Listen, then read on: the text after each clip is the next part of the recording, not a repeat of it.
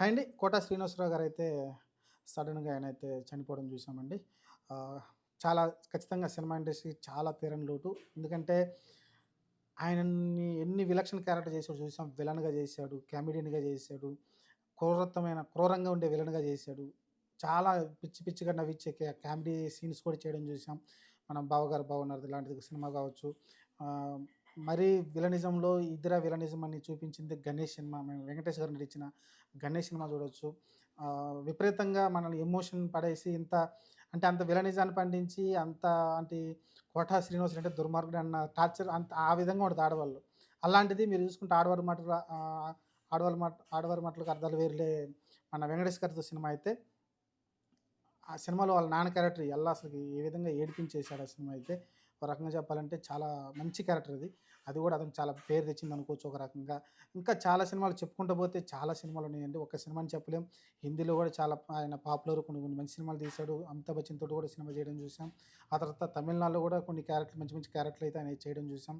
ఓవరాల్‌గా అయితే 'అత్తారింటి దారేది' కావచ్చు చూసుకుంటాం. లేకుంటే 'కెమెరామన్ గంగతో రాంబాబు' సినిమాలో పవన్ కళ్యాణ్‌తో చేయడం కావచ్చు. ఆయన పవన్ కళ్యాణ్ సినిమాలో చాలా సినిమాలు ఆయన నటించారు. దాని ముందు కూడా మీరు చూసుకుంటే 'గోకులంలో సీత' అనుకుంటాను. ఆ సినిమా కూడా 'సుస్వాగతం' ఈ 2 సినిమాలు ఏదో ఒక సినిమాలో ఆయన కనిపిస్తారు మనకి.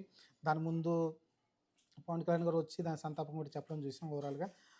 ఏదైనప్పటికైతే ఆయన సినిమా ఇండస్ట్రీకి చాలా తీరని లోటండి. ఒక మంచి ఆర్టిస్ట్‌ని మనమైతే కోల్పోయాం. ఎందుకంటే వర్సటైల్ అంటారు కదా! వర్సటైల్ యాక్టర్ ఎవరైనా పేరు చెప్పాలంటే ఖచ్చితంగా అది మనకి 'కోటా శ్రీనివాసరావు' అయితే కనిపిస్తా ఉంటారు. ఆయన గాని, 'బాబు మోహన్' గాని వాళ్ళు కాంబినేషన్ 'ఆహనా పెళ్ళింట్లో' మనం చూసుకుంటే పిసినారిగా అయితే ఎలా అసలకాయన పిసినారి గెటప్పు అసలకాయన చూస్తేనే దరిద్రమంతా అతన్ని అంటే మొఖంలోనే కనిపిస్తున్నట్టు ఉంటది. ఆ నైటెళ్లి టీలు అమ్ముకోవడం కావచ్చు. ఇలా చాలా మంచి మంచి సీన్‌లు 'అహనా పెళ్ళి' అంటే ఒక అద్భుతం. ఆ సినిమాలో ఆయన చేసిన క్యారెక్టర్. కేవలం అతని వల్ల, బ్రహ్మానందం వల్లే సినిమా హిట్ అయిందనుకుంటా. ఆ ఇద్దరు క్యారెక్టర్‌లే. ఎక్స్‌ట్రార్డినరీగా ఉంటది వాళ్ళ కాంబినేషన్ కూడా ఆ సినిమాలో. ఓవరాల్‌గా అయితే సినిమా అయితే బావుంటుంది. కాబట్టి అలాంటి వ్యక్తిని మనం కోల్పోవడం అనేది చాలా బాధాకరమండి.